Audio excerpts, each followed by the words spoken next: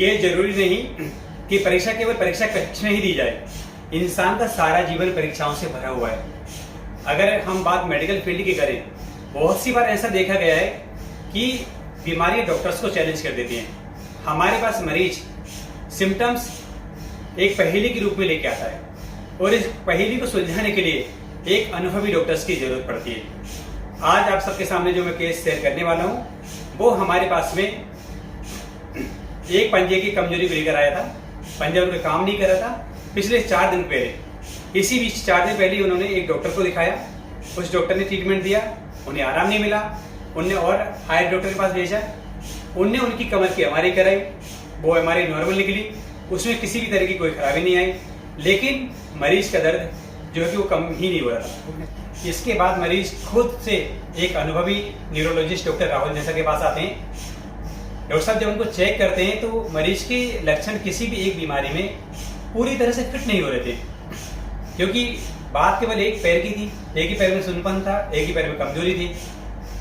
उनकी हिस्ट्री और उनके सिम्टम ये बता रहे थे कि शायद कमर में नस दबी होगी, इसीलिए ये प्रॉब्लम आ रही है। लेकिन इससे भी आगे उन्होंने एक कदम और सोचा और दोनों पैरों की नसों की जांच कराई, जिसका नाम एनसीएस है। लेकिन वो भी आपकी जांच नॉर्मल निकली। जब वो जांच नॉर्मल निकाले, कमर की एमआरआई नॉर्मल निकली, जिसके बाद करने लायक कुछ और बचा नहीं था। डॉक्टर राहुल सर ने 2 मिनट सोचा और हमारे ज्ञान के तर्कस में रखा हुआ एक आखिरी तीर एमआरआई ब्रेन के रूप में चलाया और ये आखिरी प्रयास उन्हें बीमारी की तह तक ले गया।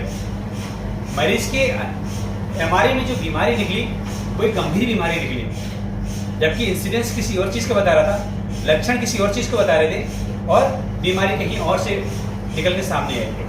अब आगे की कहानी में खुद मरीज के द्वारा आप सबके सामने शेयर करना चाहेंगे। मेरा नाम संतोष गौर है, मैं गैरतगंज से आया हूँ।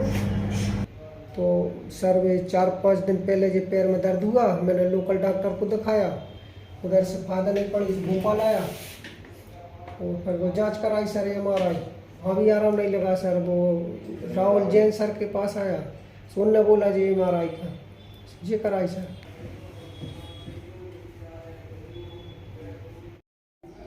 इनकी बीमारी दिमाग में कवरनुमा निकली है, जिसमें दिमाग की खून की नसों में गुच्छे बन जाते हैं। इसका एकमात्र इलाज ऑपरेशन होता है।